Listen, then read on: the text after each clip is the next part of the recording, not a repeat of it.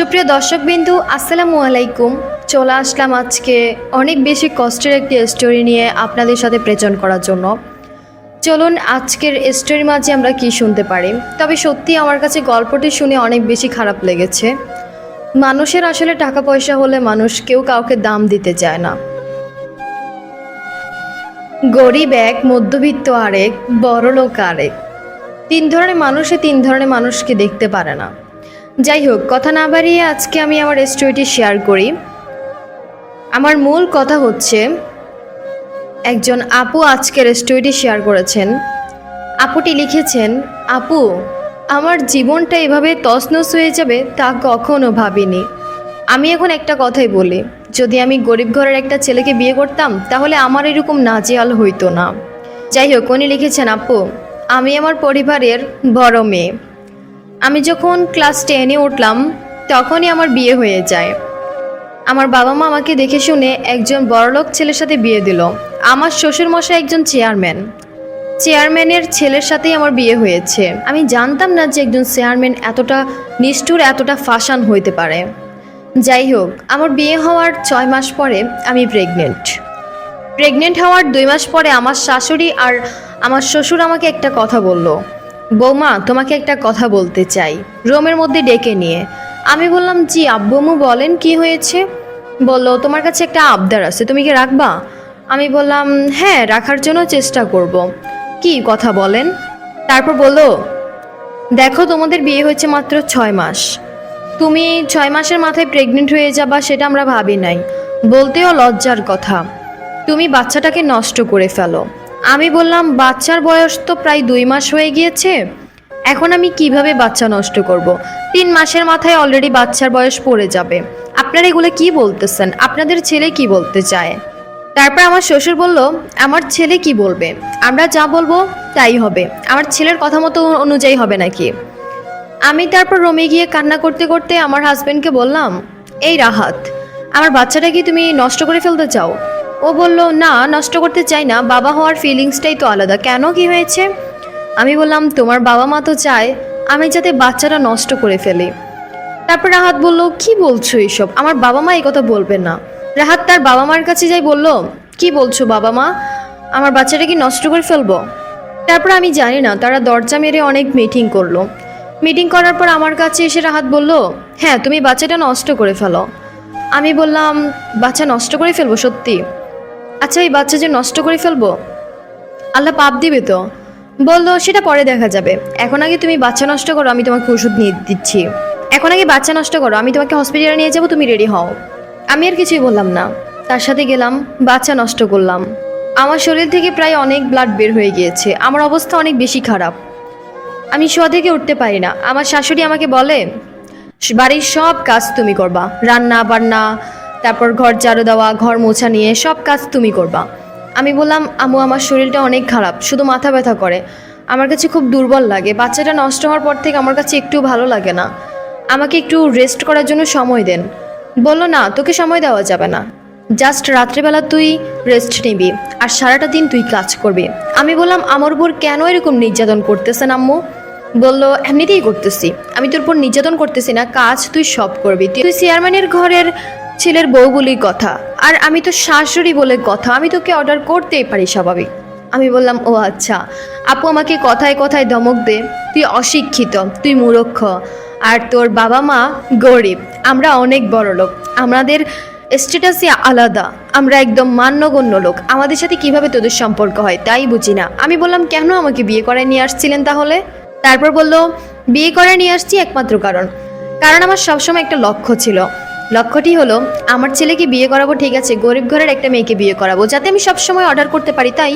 তারপর আর কি, কথাগুলো শুনে আমার অনেক খারাপ লাগতেছিল, কিছুই আর করার নাই, আমার হাজবেন্ড আমাকে বুঝে না, আমার শ্বশুর শাশুড়ি আমাকে অনেক নির্যাতন করে, আমি আর কি করব, কিছুই করার নাই।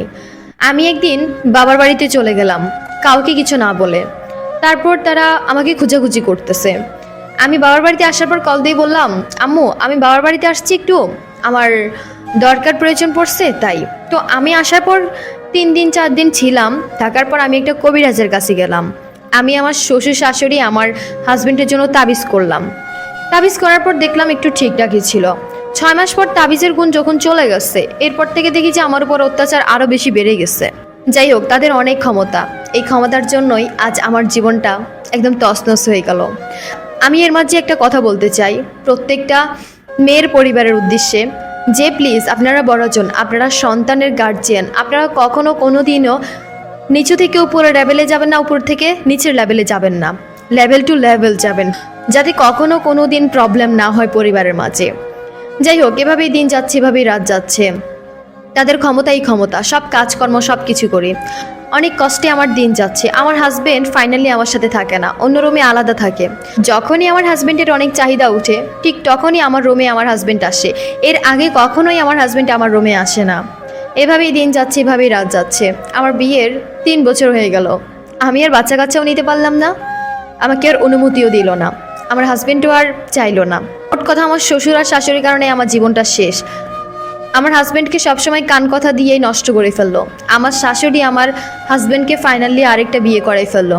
আমার হয়ে গেল সতীন। আপু বুঝেন তো, সতীনের ঘর কেই বা করতে চায়, আর কেমনই বা হয়। তারপর আর কি, আমি অনেক কান্নাকাটি করছিলাম। আমি সুসাইড করতে গিয়েছি, গলায় ফাঁস দিব, বাট আমি সুসাইড করতে পারলাম না।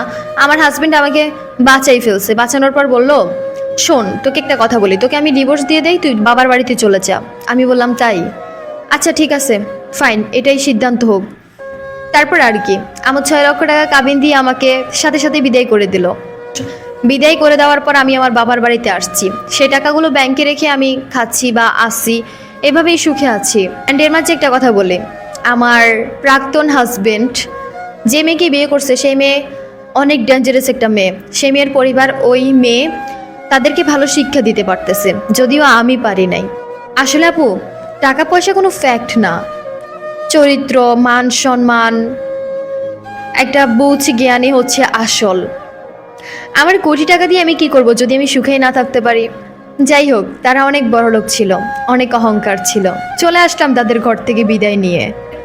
অবশ্যই এখন আমি ভালো আছি। আমার পরিবার আমাকে দেখে শুনে আরেকটি ছেলের সাথে বিয়ে দিয়ে দিল।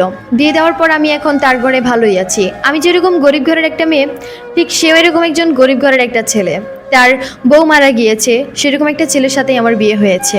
আপু দোয়া করবেন যাতে আমি আমার হাজবেন্ডের ঘরে থেকে ভালো থাকতে পারি, সুখে থাকতে পারি। এবং আমি প্রেগনেন্ট, আমার 6 মাস চলতেছে প্রেগনেন্সির, অ্যান্ড আমি ভালো আছি। আমি ভাবলাম আপনার সাথে আমি আমার লাইফের এই ছোট্ট একটি স্টোরি শেয়ার করি, এই আর কি। আপু আমার জন্য দোয়া করবেন। আজকের স্টোরিটি এখানেই শেষ। ওকে, ধন্যবাদ আপু, আপনাকে অসংখ্য ধন্যবাদ।